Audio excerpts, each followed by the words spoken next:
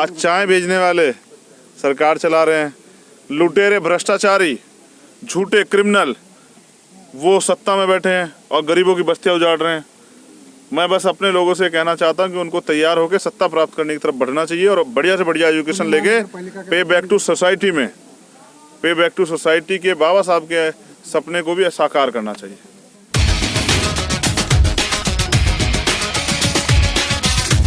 इसका क्या पीछे इसके पीछे?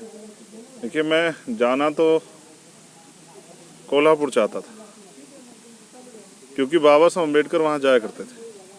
तो हम लोग बाबा साहब अम्बेडकर को मानने वाले लोग हैं, उनके दिखाए रास्ते पे चलने वाले लोग हैं। बाबा साहब अम्बेडकर भीमा कोरेगांव भी जाते थे, इसलिए मैं भीमा कोरेगांव भी जाता हूँ विजय स्तंभ को नमन करने। तो छत्रपति साहू जी महाराज की जयंती की सबसे पहले तो पूरे देशवासियों को मंगल कामना है। ऐसे महापुरुष सदियों में जन्म लेते हैं।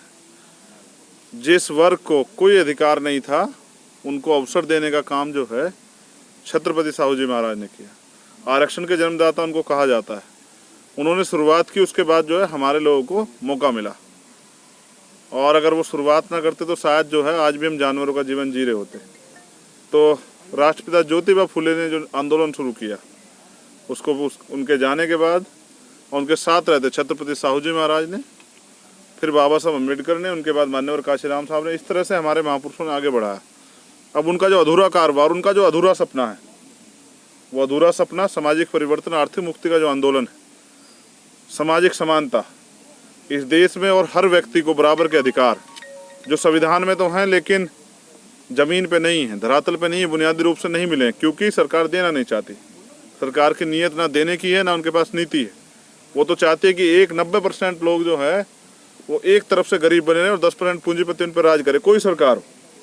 मैं आज जहाँ से आया, मैं जब लास्ट टाइम आया था भीमा कोरेगांव के लिए, तब मैंने मुंबई में ये हालात देखा था कि गरीब लोगों के घर उजाड़े जा रहे थे, और आज मैं आया तो यहाँ पुणे में ये हो रहा है। तो इससे स्पष्ट होता है कि सरकार के नाम बदलते हैं, मंत्रियों के नाम बदलते हैं, पार्टियों के नाम बदलते हैं, लेकिन गरीबों की परेशानियाँ जो कि तो छत्रपति साहू जी महाराज के दिखाए रास्ते पर चल के जो वंचित वर्ग, वो जो Bahujan Samaj, SC ST OBC minority के लोग जो अभी भी जिनको जरूरत है उनके अधिकार सुरक्षित करने के लिए हम लोग मेहनत करेंगे। सारे लोग जी बाबा साहब को मानते हैं, बाबा साहब की नहीं मानते, तो उसके लिए क्या संदेश देंगे? मैं उनको यही कहूँगा कि बाबा साहब की भी माने।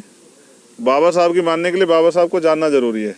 जो लोग बाबा साहब की नहीं मानते वो बाबा साहब को वास्तविकता में जानते ही नहीं। अगर वो बाबा साहब ने तो खुद कहा कि मैं मूर्ति पूजा का विरोध करता हूँ, मैं तो ये चाहता हूँ कि लोग किताबें पढ़ें, ज्ञान प्राप्त करें, ज्ञान से शक्ति का निर्माण करें, शक्ति से परिवर्तन करें। तो अभी तो लोगों में वो नहीं दिखाई दे रहा है, लेकिन जो लोग नहीं कर रहे वो करवाने के लिए, उनको तैयार करने के लिए तो हम लोग हैं।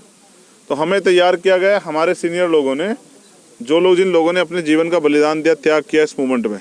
और अब हमारी जिम्मेदारी यही कि इस वंचित वर्ग में, इस बहुजन समाज में, सोए हुए समाज में जो अभी भी, देखिए जैसा आपने कहा कि अगर कोई सो रहा है तो उसको तो जगाया जा सकता है, लेकिन अगर कोई जानबूझकर आंख बंद करके लेटा जाए तो उसको जगाना थोड़ा कठिन है, टेढ़ी खीर है।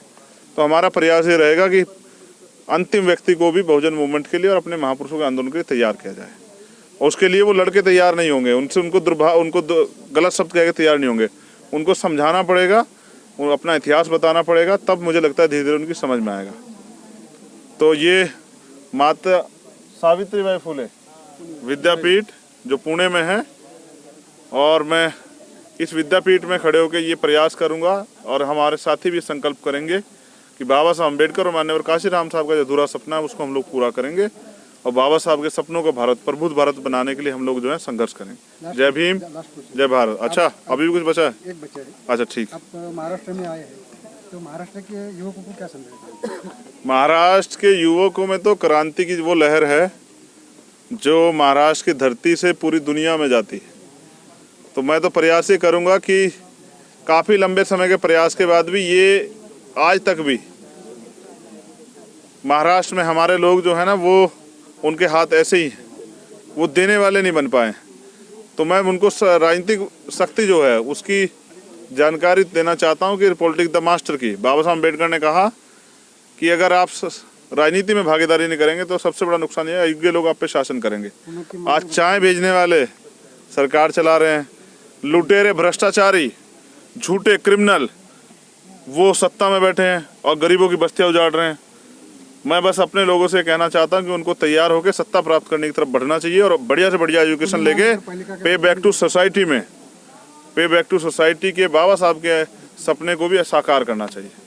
सर एक सवाल है, जयपुर कोर्ट में, हाई कोर्ट में मनुवाद का एक पुतला है, उसके बारे में बहुत, मनु का पुतला है, उसके जिस बारे दिन में हमारी सरकार आएगी वो पुतला वहां से गायब हो जाएगा।